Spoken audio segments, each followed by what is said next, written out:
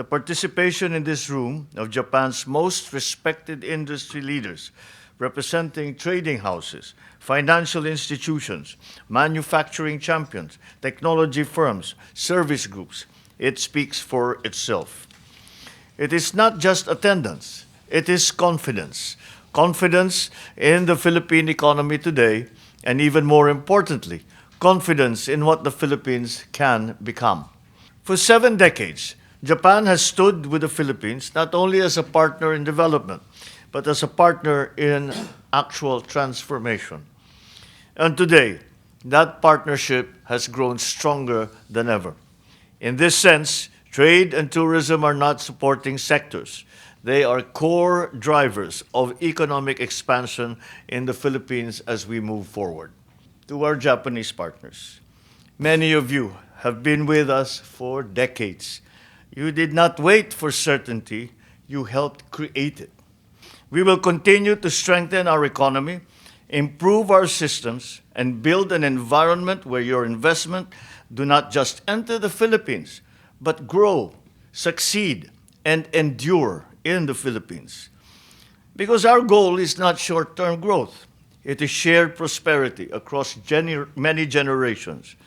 So as we look ahead, let this be our shared message to the world that Japan and the Philippines are not only partners in history, we are partners in the future.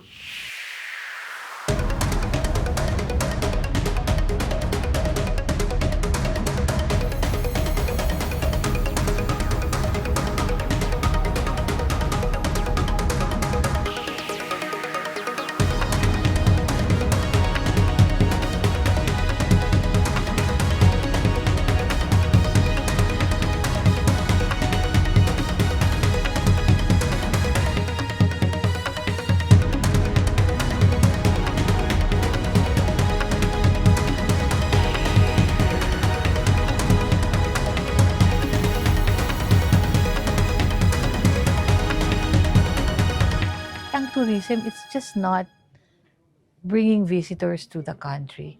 It's actually making the environment parang stable, secure, and safe para they enjoy and they revisit again. So nakita ko, tourism is something that I can use to continue the dialogue. So when I said, this roundtable is about connecting agencies together to deliver, they all responded positively kasi ang mga Japanese business, they believe in long-term planning. They believe in, coordinated approach, and they believe in parang sectors working together para kasi ganun ang model of development nila. Andun ang trading houses who are into everything.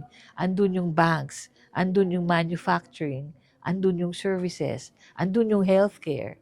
So lahat yun. So tourism is a very interesting portfolio because everything is there. So, you just have to really be creative to find out that what can be filled. Napakaganda ng sinabi ng presidente. Tapos yung mga nasa likod tumayo daw to just have a closer because he delivered it in such a parang orator from Greece eh. It really kind of affected and resonated with the Japanese people because that's what they want to hear. Parang you invested in us, but more than that, I know you will invest in the future because compared to our competitors, mas maganda mag-invest dito. But he said it in a way na we should work together, not bring your money here. Hindi. We should grow together. We should share our technology. And we're friends not because we're business partner, but we're friends beyond that. It's really important, the state visit, because not only in terms of our cooperation in different areas, no, I won't spell it out, but for me, the economic side and the tourism side,